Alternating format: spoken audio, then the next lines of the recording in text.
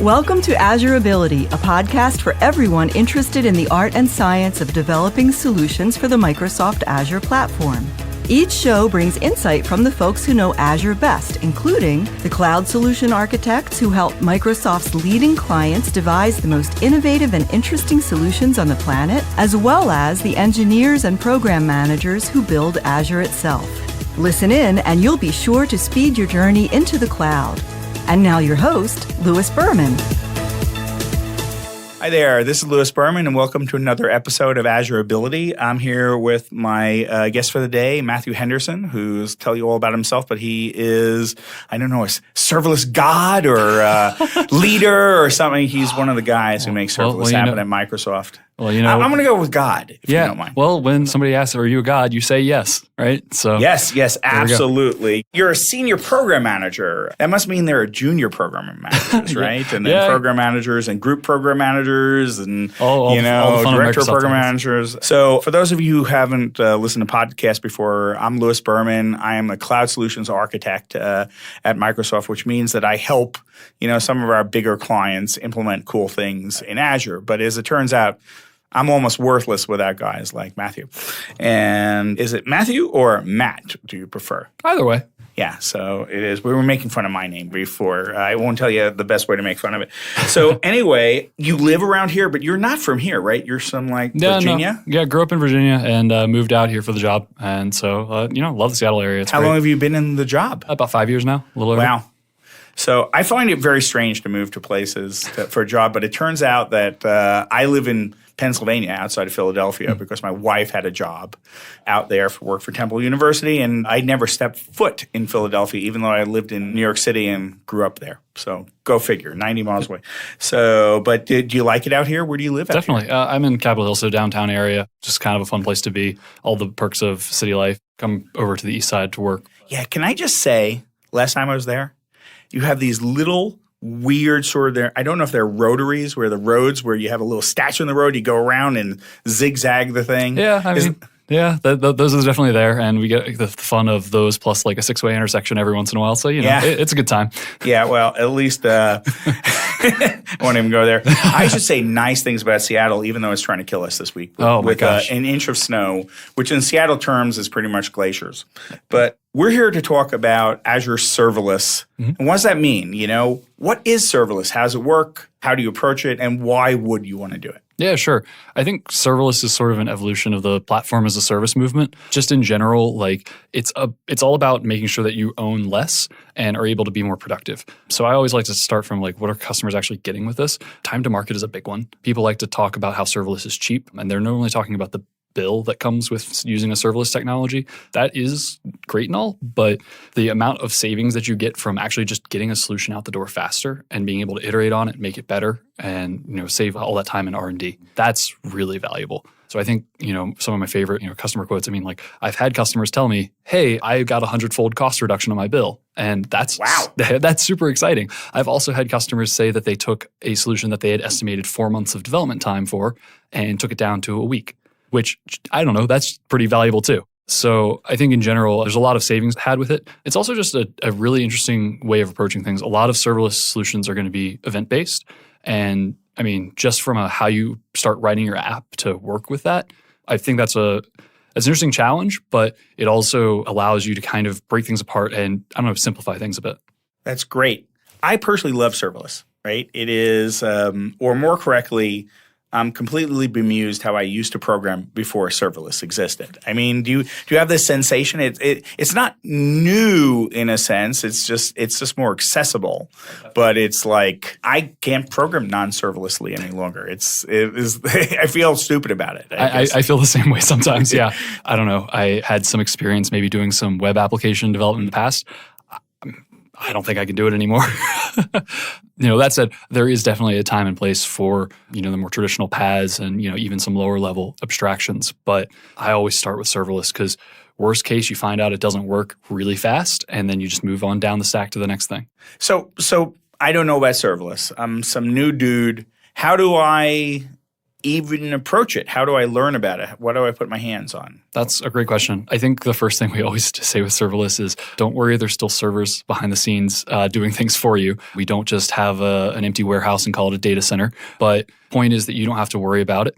And, there's all sorts of resources out there. A lot of it is, very much on the ground in terms of the serverless community. I really recommend folks look for local serverless meetups or events because that community is super engaged. And there's a lot of great folks putting out lots of great content that'll give you a really great introduction. And serverless is the word you use. We use lots of things, eventing and functions as an example in Azure, sort of sense, Lambda, what have you. Yep. Yeah. So functions as a service is definitely going to be like what most folks equate serverless with. It's a little bit broader than that, but yeah, looking at your functions as a service technologies like Azure Functions, AWS Lambda, Google Cloud Functions, all those are kind of the keywords to look for. So how can you get jammed up? How could you try to do serverless and not make it work correctly? I'm giving you a loaded question because I'll answer it after you answer it. Oh, man. How could you mess up serverless? Well, I mean, certainly I tend to spend a lot of time on the security side. And I think when folks start to think that serverless is not the silver bullet for everything, it doesn't, get rid of your need for operations. There was a brief period where folks were trying to say that serverless meant that you didn't have to do DevOps anymore. That's not true. Ops might look a little different every once in a while, but I think anytime you're moving up the abstraction chain, you have more of a risk compensation thing going on where folks are cutting corners on things that they, maybe should still be doing or should have been doing all along, but maybe we didn't do. Security tends to definitely have a lot of those. So I use serverless myself. I use it firstly on my own just world for my own personal programming, but I use it a lot to show clients how to do things. And another part of serverless is logic apps, right? Logic apps is a big thing. So there was this company in Boston who will remain unnamed, but they do something with lots of millions of people. And they wrote an app and they spent 5 months of it based around logic apps, and it failed utterly. Oh, no. So, and the reason why, and these are smart people, right? These are people who have degrees and they're working very hard, but they decided that logic apps wasn't just what I think it's meant for, which is for doing very focal tasks. They meant it to be a complete end-all, be-all orchestrator where you built through flow charts, if you will, their solution. And so it fell down because they were trying to throw millions of records at it on a daily basis, and it was just not able to scale for that. And so I actually was able to create a queue-driven function app in hours. I mean, it was like 7 or 8 hours of development who did what everything that team of 12 people couldn't do. And not because I am God's gift to serverless programming or any type of programming, but because I have the concept of it. So what thing should people put in their heads as the concept? What works good as a concept for serverless? Right. What doesn't work good for serverless? So you can definitely make an entire application serverless. There's lots of folks having success with that. I think the way we've seen the most success for folks is using it to tie things together. And so Logic Apps is actually a really great example because all the connectors that are built into that product, it's very good as an integration service. So being able to tie different systems together. With something like functions, you can also use it to bridge different parts of an application or add things to an existing, maybe not traditionally serverless application. That said, I think ops is a huge scenario. In fact, automation of various resources. I've seen a lot of teams like SREs and DevOps folks, they don't want to spin up infrastructure so that they can start spinning up other infrastructure. Got it. So let your actual like orchestration and things like that be serverless. You mentioned using Azure Functions for it. Orchestration is a tough problem in serverless in general. We've got a feature called durable functions, which I think actually makes that a lot simpler because you're able to just express an orchestration in code and off you go. But in general, I think there's still some, maturity to certain architecture patterns that, the community is working on.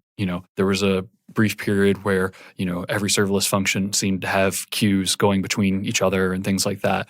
And at a certain point, if you really go all in on serverless, you've got a large application. It's distributed and it has all these different app components just to put something together that you used to be able to do just inside of a full web process. And so it's sort of the downside of microservice architectures. Hopefully it makes it more robust. Queues are your friends. At least that's what I believe. Yeah, right? Definitely. I mean, I think that's certainly true. But the management of all of those can definitely still be a burden. Yeah, no. And actually in that example I used before, they had poison queues, but they didn't do anything with them except accumulate poison. So for those who don't know, a poison queue is, let's say you had a function that was reading off a queue a message which should have resulted in work. And so you read it 1, 2, 3, 4, 5 times and it doesn't work. hopefully your tools such as Azure Functions will take that message and put it in another queue, which is my old queue name -poison, which hopefully you will notice through another function, let's say, and do something about, right? It's not meant to be a dead end. Yeah, it's meant so that you can actually, deal with the errors that you had earlier. Yes. Well, it's hard. It's hard. And, it used to be just getting a thing to work during the happy path was enough because it was so damn hard to do things. But now I think we're more mature, right? We want to do the happy path and the unhappy path and things like that. I love functions. I love functions. I'm making Matt smile, by the way. I love to hear it. I love functions too. Yeah. And I think of it as a bit of psychosis. I used to be a damn good web programmer, as example, and I knew how to do APIs and stuff in the traditional way, but they've sort of taken over the life, particularly this year. And I know things can sometimes be faddy, but it doesn't feel to me like a fad at all. I think this is a fundamental. I think at this point it's safe to say serverless is here to stay. I don't think it's passing. I don't think that we have to worry about investing in serverless and anything going away anytime soon. So, do you have any gotchas, serverless gotchas that you might be able to share with us? I mean, certainly, like I said, people who may not have done a lot with distributed architectures, there's a learning curve to that. And I think that's the one that I see the most. And not being able to deal with things like error handling or security between connections. How do you actually manage the connections between all the various components that your app is touching? I think that's a big one. Okay. How about gotchas for enterprise doing serverless? That's a different thing. That's a loaded question if you're listening, by the way. But it's, No, definitely. Definitely more of the same. Honestly, networking capabilities of serverless are not as robust, right? If you need to do full virtual network isolation and things like that, there's certainly options that are available to you, but they're not always as clean. They're not always as performant. And things like that. And, performance is one thing that might just, maybe not in the enterprise space, more of a general gotcha. There's this concept of cold start, which people definitely bring up as the serverless boogeyman. It's not always a problem, but when it is, it's certainly something to be aware of. So explain for people who don't know what a cold start is. Right. The principle behind serverless is that when things aren't running, when your code isn't executing, there's not actually going to be a server hosting anything. We basically scale you down to 0. And so then as soon as we get our first event that requires us to spin you back up to 1, we have to actually, get you onto that 1. And so part of that is the cloud provider actually getting the infrastructure ready, getting the process form, getting your code in place, dealing with all the dependencies that you might have brought in, having those get loaded, things like that. So part of it's a burden of the provider, but it's also, how bad is your node dependency tree? But the idea is that first request will always be a little bit longer. How much longer is, a question for any given offering. But you're obviously, you have something in the way. So you did a webhook style invocation. Something's got to be there to listen to it in the first millisecond or you're not going to make that connection. Isn't there something in front? Oh, certainly. So the platform itself is, dealing with looking at the events, brokering them, and having them ready to go. But for applications where you actually need to serve something user-facing, that performance hit can definitely be, poor. So if you're doing an API for, say, a single-page application. And of course, this is a consumption model, right? Yes. As opposed to if you had your own app service plan, which is, for those who don't know, a collection of hardware that you've committed to that you're running the thing on. Right. That's a different thing. Right? Yeah, so that's not serverless per se. It is functions as a service, though. Yes. And this is where the distinction becomes really important. Yeah. But in that case, you would already be warm. There's no notion of a cold start, and so you're good to go. But that's part of the thing is, you can mitigate pieces of cold start, but it's also like, do you have somebody that's actually waiting on the task? Because Got it. Serverless is used for background, asynchronous type things. If I'm doing a resize of an image that got uploaded to a blob store, how time critical is that? Is cold start really the end of the world? Probably not. That said, there are situations where that blob does need to be done right away. And so it's just something to be aware of. But I think it's also something that turns people off to serverless maybe a little bit. Hi, my name's Gretchen Huebner, and I'm a founder of Codable. Did you know that kids who are introduced to programming early on are more likely to pursue it when they get to college? Codable is an introduction to programming used in over half of U.S. elementary schools. I started Codable because when I was in high school, I had the chance to take a programming class, but I didn't take it because I would have been the only girl. I wanted to give kids the chance to decide if programming is something that they're interested in before they get to high school. Help your kids learn to code. Get started at Kodable.com. That's Kodable with a K for kids.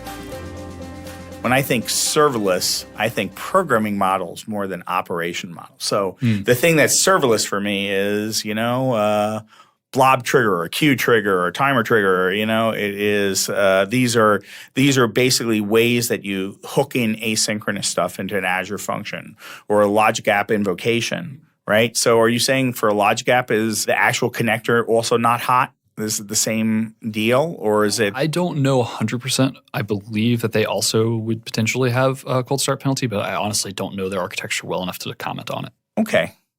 I can comment on one thing, though. Okay. They cost very little. It's ridiculous. Yes. I feel like I may have downplayed it a little bit too much when I was talking about the time to market savings, but yeah, the cost savings are really nice. So I'm sort of stuck in Seattle for this week for a conference called Ready, and I don't get to go back until Saturday, but right before I left, I received a Ring doorbell. And Jeff Holland, I assume you know Jeff Holland. Definitely. Jeff Holland, who is he a PPM or something? What is he? No, he's also a PM. He's on my team. PM. Yep. So Jeff Holland came up with a way basically to grab the videos off of a Ring doorbell, or not video, the images that are kicked off by a video, and then do indexing into it and alerting and all sorts of stuff. And I've been aching all week to do that. I got the doorbell like too late on Sunday to actually set up, but that was the reason I bought it. So it was a device that's connected to serverless. That's really the thing. And so I think there's all sorts of things we haven't even thought about that are going to be, because it's glue, right? Yes. And that's a very different way to think about things. So what can happen if you screw up your glue? I mean, there's lots of ways it can go wrong, right? So, my favorite is the complaint that serverless scales too well, and I accidentally DDoSed a downstream system. Oh. So based on the number of events that are coming in, we will scale you out, and we will continue to scale you out because we want to deal with all that load. Well, that's great. Serverless is scalable. It can handle what you throw at it, except if I'm talking to a single instance database downstream, and all of my instances are connecting back to it, it might not do so well. It's very interesting. Yeah. So this is Are there any limits? Like, for instance, in consumption, I don't think there's a limit that says only handle 10 events at a time or 50 events at a time or something. No, that's something where we're having some additional concurrency controls put into what's our upcoming premium plan offering. But in the consumption plan, your main knobs are going to be around how we deal with certain event sources, like, basically how aggressively do we pull things off of a queue and those types of things. But that doesn't necessarily control the full number of instances we scale you out to.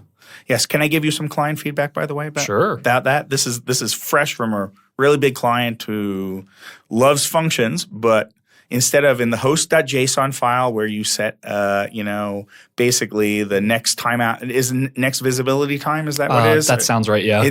Whatever it is, it's the visibility timeout of pulling from a queue, and you can only set it in host.json. It's like it's not settable on the trigger level. So would you want that?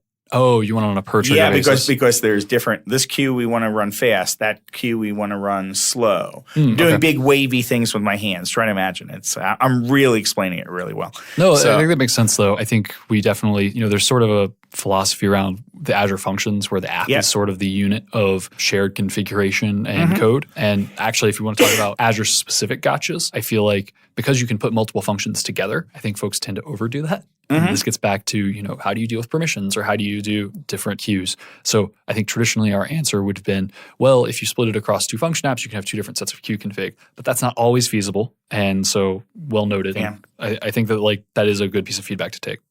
Also, in this particular case, this wasn't like it's pounding on one and slightly pounding another. This is workflowy sort of apps, so they're doing relatively small number of things, but they have specific profiles how they want to go. So it took a while for me to figure that out. And indeed, we didn't figure it out through the documentation, even though we tried to do. So talk a little bit about the documentation and where to go and what you think the state of it is right now. Sure. All of our documentation is at docs.microsoft.com. You can just go into the Azure section, Azure Functions, and have all sorts of things going on there. We definitely know that there's some issues with the way some of our docs are laid out. And so I'm not surprised that was a problem. We recently went through a transition between functions 1.0 and 2.0. So 2.0 has... 2.0, by the way, good. Oh, yes. 1.0, I hated the dependency on JSON.NET 9.0.1. that basically killed it for everything. Yeah, so I mean, 2.0 was all about getting rid of some of the coupling that went into some dependencies. It was all about getting onto .NET Core, which means that, hey, you can run functions locally on your Mac, do all your development there, then push it up to a Linux consumption plan. And that's really nice. Yeah.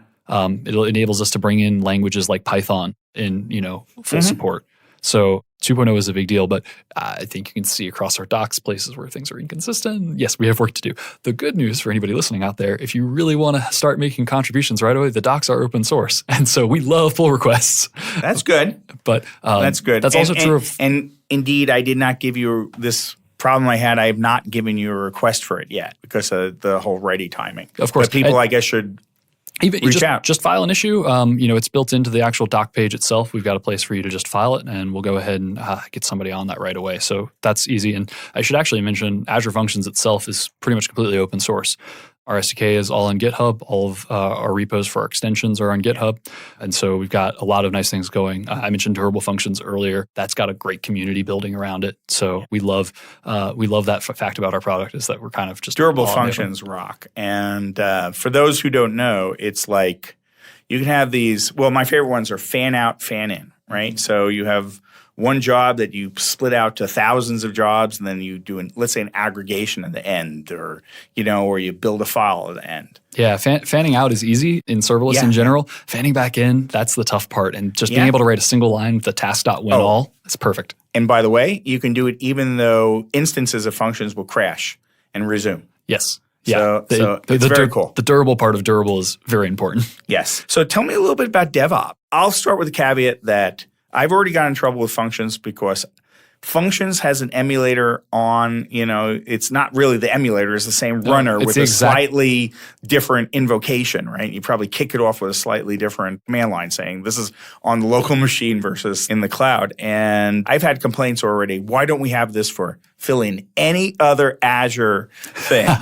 Yeah, that's actually a really interesting one. So it's the same bits that we run in the cloud is what you get for all your local tooling, which is really nice. And unfortunately, that is not true of all data sources and things like that. One pattern that we push for is, hey, you've got this local thing running that's perfect for unit testing. And as soon as you get into integration testing, that's when things start to get questionable. I think you'll see some folks who will say, oh, we'll do all your integration testing in the cloud. That can work. And I definitely think that should be part of, say, your DevOps pipeline. But to me, I still like being able to, iterate on my code locally. But what I tend to do is I spin up a test environment in the cloud and I just connect to those resources. So I'm talking to storage accounts in the cloud. I'm talking to events hubs in the cloud, even though it's just my local running functions process. Yeah. So from a DevOps perspective, this is just another web app-y thing, right? You just flip that switch. Well, explain it more than I am. But. No, honestly, you should think about a function app as it's a web app. Like at the end of the day, this is really just a web application. It's just a matter of you're not dealing with the logical application server of it. You've got these well-defined events and these handlers, and so the way you test is you would make sure that the event is raised either through mock or through integration with actual resource. But what's nice about that is you're guaranteed to know how it'll work. The problem with emulators is whenever there is a difference. Right. So even though there might be an emulator for some data source out there that would raise an event, it's always best to test against the real thing. It's amazing. And my only complaint again is that I've had people complain, why can't you do this for more services?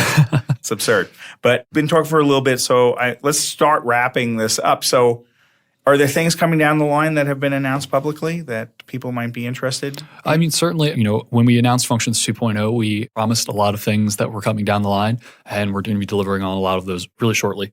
So for example, I mentioned premium functions that's not yet available, coming very soon. Got some updates around some language support, things like that. And dependency injection is something for the .NET crowd that they've been asking for quite a bit. So that's going to be coming very soon as well. Got some new versions of that than what we've shown publicly, I believe, but for the most part in the same spirit. Cool. And are you still, the web jobs assembly, is that the same in web jobs as in functions, or is it ever going to diverge? Right. So today, and for the foreseeable future. Functions is actually built on top of Azure Web Jobs. So the Web Jobs SDK is kind of core to that. So when we went to Functions 2.0, we actually also went to Web Jobs 3.0. Yep. And so that's another place where the docs might need some work, but they get updated together. It's all the same team. Most of the new development and new features go into Functions, but when appropriate, we pull things into Web Jobs core SDK. Well, this is great. I really appreciate your coming down. And, for those of you who don't know, of course, we're in the tail end of Snowmageddon in Seattle. There was almost 1/10 of an inch, and it drove everyone nuts. Perhaps a little bit more than that. And I appreciate coming down. We're looking for great things from serverless going forward. Yeah, definitely. So thank you, my guest, Matthew Henderson, some sort of senior PM, program manager on some team in Microsoft. We have so many people doing so many things, but I call him the serverless God, I believe. That's how I kicked it off. I guess so. And we're going to stick with that. So join us next week for another AzureABILITY podcast. Thanks. You've been listening to AzureABILITY, a podcast for everyone interested in the art and science of developing solutions for the Microsoft Azure platform. Be sure to visit our website, AzureABILITY.com, for show notes, helpful links, and other episodes. We'd also love to receive your questions and comments. On behalf of your host, Louis Berman, and the many friends of the podcast, thanks for listening.